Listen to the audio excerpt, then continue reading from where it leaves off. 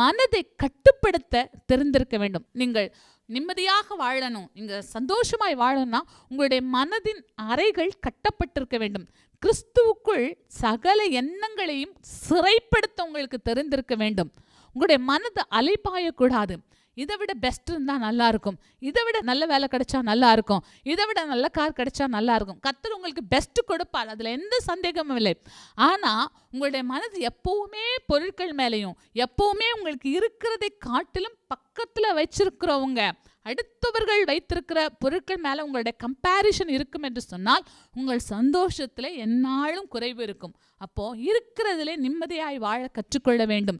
இருக்கிறதை குறித்து சந்தோஷப்பட வேண்டும். ஸ்தோத்திரம். இருக்கிறதை குறித்து ஆண்டவர் இம்மட்டும் நடத்தி வந்தார், அவருடைய பெரிய தயவை நினைத்து நீங்கள் சந்தோஷப்பட வேண்டும். அதை விட்டு அவரை முறுமுறுத்து கொண்டே இருந்தால் உங்களுக்கு எந்த விதமான சந்தோஷமும் நிலைத்திருப்பதில்லை. ஸ்தோத்திரம். சுருக்கமாக நான் இந்த வசனத்தை சொல்ல வேண்டும் என்று சொன்னால், எப்பொழுதும் நன்றி அறிதலுள்ளவர்களாக இருங்கள். ஆண்டவரே, நீர் எனக்கு கொடுத்த நல்ல சுகத்துக்காய் ஸ்தோத்திரம், நீர் எனக்கு கொடுத்த நல்ல கணவருக்காய், நல்ல பிள்ளைக்காய் ஸ்தோத்திரம், நல்ல ஊழியங்களுக்காய் ஸ்தோத்திரம், நல்ல வீடு, நல்ல வாகனத்துக்காய் ஸ்தோத்திரம் என்று சொல்லி அவருக்கு எப்பொழுதும் நன்றியுள்ளவர்களாக இருக்க வேண்டும். அதை விட்டு ஆண்டவரே, நீங்கள் ஏன் எனக்கு அதை கொடுக்கல, நீங்கள் ஏன் அவங்களுக்கு இதை கொடுத்தீங்க, எனக்கு இதை கொடுத்தீங்க, அப்போ நான் அவங்கள விட உங்களுக்கு பிரியமா இல்லையா அப்படின்னு அநேக கேள்விகள் உங்களுக்குள்ளே இருக்கும் என்று சொன்னால் உங்கள் சந்தோஷத்தை நீங்கள் இழந்து கொண்டிருக்கிறீர்கள் என்று அர்த்தம்.